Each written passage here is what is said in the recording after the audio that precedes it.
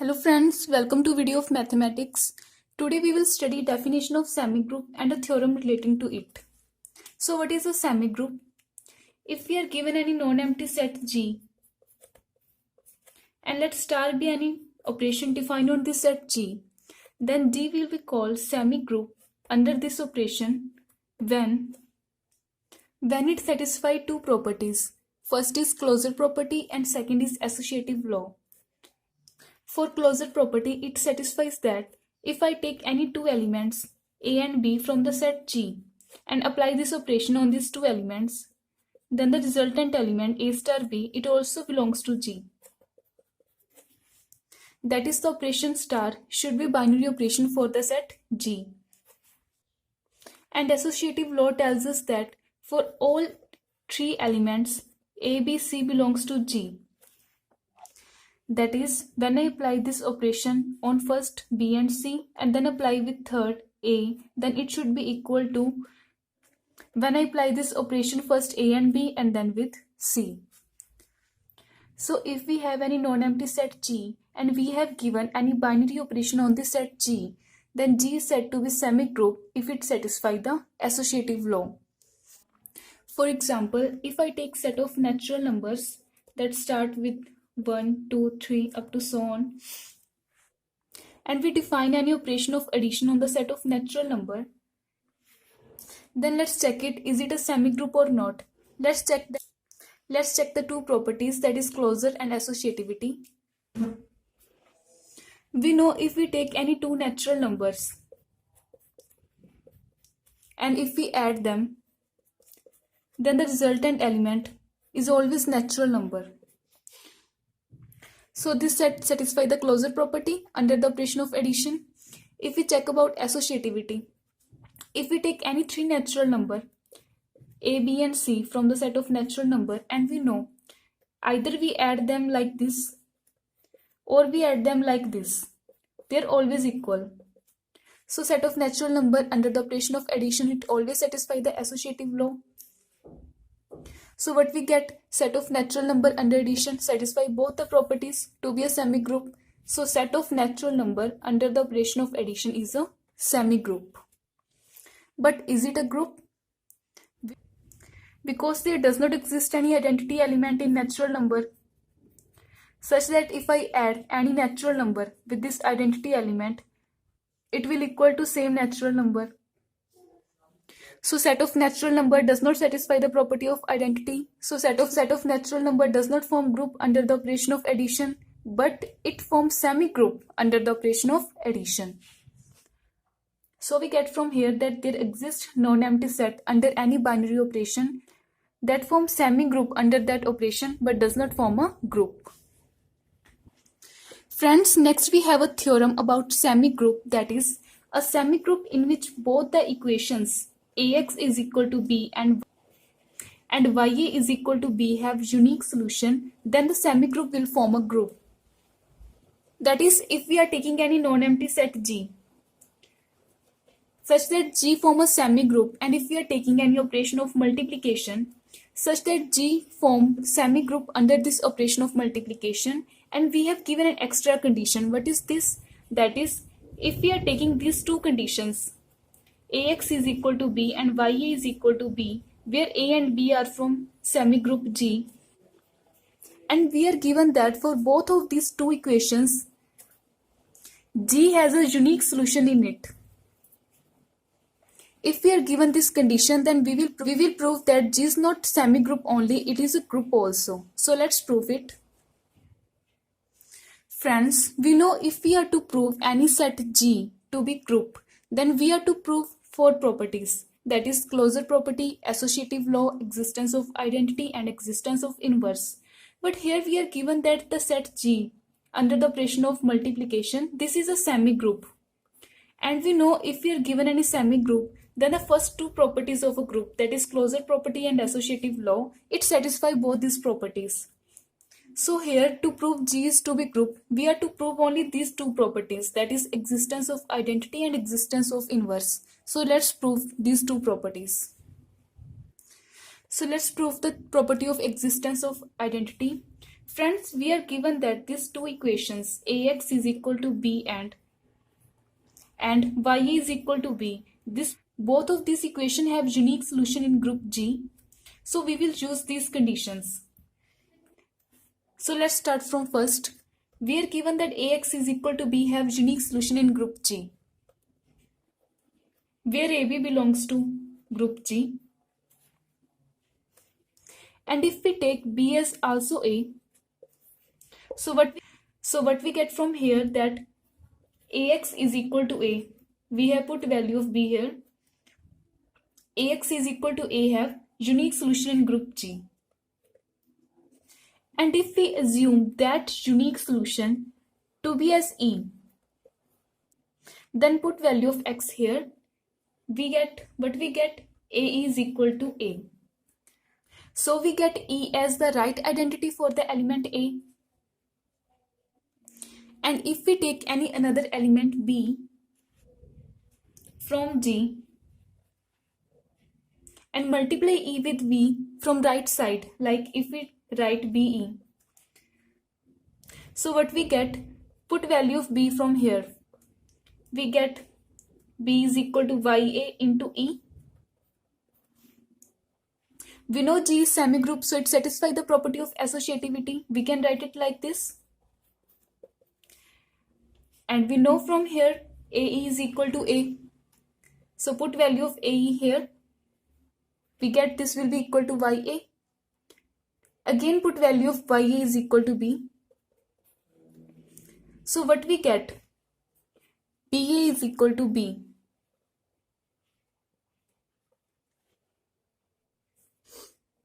That is, we get E is not only right identity for element A only. If we take any another element from set G, then E is also the right identity for that element. That is, E is the right identity for every element from the set G. So we get E is the right identity for every element in set G. Now let's start from second equation. We have given that YA is equal to B have unique solution in set G. Again consider B is also A. Then what we get? YA is equal to A has unique solution in the set G. We will do same as we have done earlier. That is, if this equation has unique solution for Y, so let's consider that unique solution to be E dash.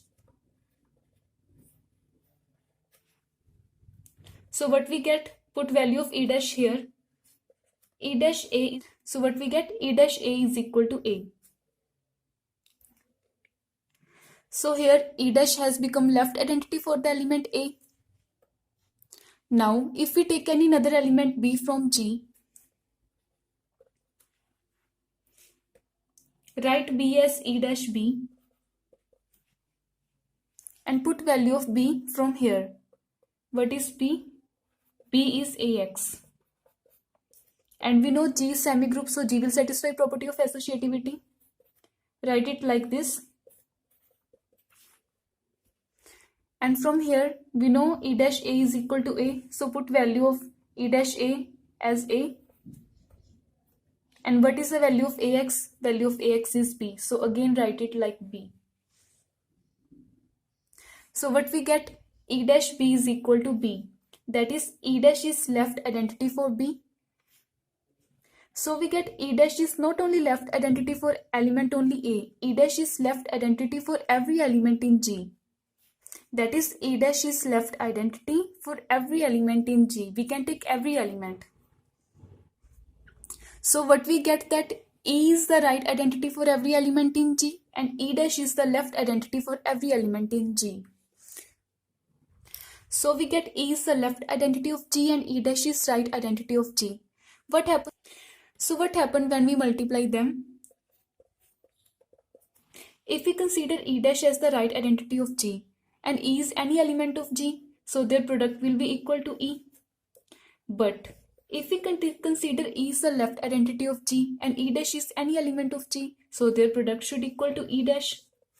So from these two equations, what we get, that left hand side of both this equation are equal, so their right hand side should be equal. So what we get, E is equal to E dash. So what we get is both left as well as right identity of G, that is identity of G. So we get the property of existence of identity in G. Next we will prove the property of existence of inverse. So friends, again to satisfy the property of existence of inverse, we will use these two conditions, that is Ax equal to B and Y is equal to B have unique solution that we have given. Friends, we have proven the property of existence of identity. So let's take the element B as identity in both of these given equations. So after putting the value of B is equal to E, we get from here that Ax is equal to E and Y is equal to E have unique solution. So let's use them. If we have given Ax is equal to E has unique solution, then let's assume that solution to be A dash. That is, friends, we have given that this equation has unique solution, so let's that solution to be as A dash. Similarly, we have given that Ya is equal to E has unique solution. Friends, similarly, we have given that Y is equal to E have unique solution, and let's assume that unique solution to be Y is equal to A double dash. So put value of X equal to A dash and put value of Y is equal to A double dash in both of these equations. What we get from here that from this equation we get A dash is equal to identity, and from this equation we get A double dash A is equal to identity. Let's start from A double dash. Friends, we know E is the identity of group G, so A double dash can also be written as A double dash into identity. Now we know from this equation A dash is equal to identity, so put value of identity here. So put value of identity from here, we get. And now we know G is a semigroup, so G will satisfy the property of associativity. So apply property of associativity, we will get this. And now put the value of A double dash A from second equation. We will get identity into A dash. And we know E is the identity of the whole set G. So E into A dash will equal to A dash. So what we get? A double dash is equal to A dash. So friends, we got an equation that A double dash is equal to A dash, and put this value of A double dash in second equation. So from this equation we will get that A dash A is equal to identity. So we have these two equations. A dash is equal to identity and A dash A is equal to identity. From this equation, but we get that A dash is nothing but inverse of A. So what we understand from here that if we get any element A from G, then there exists an inverse of A, that is A dash in G. That is, we get a property of existence of inverse for each element. So G satisfies the property of existence of inverse also under the operation of multiplication. So friends, we get G satisfy all the four properties to be a group. So we get G under the operation of multiplication is a group. So friends, we have proved this theorem and we will use this theorem in our next video. So thank you for watching this video.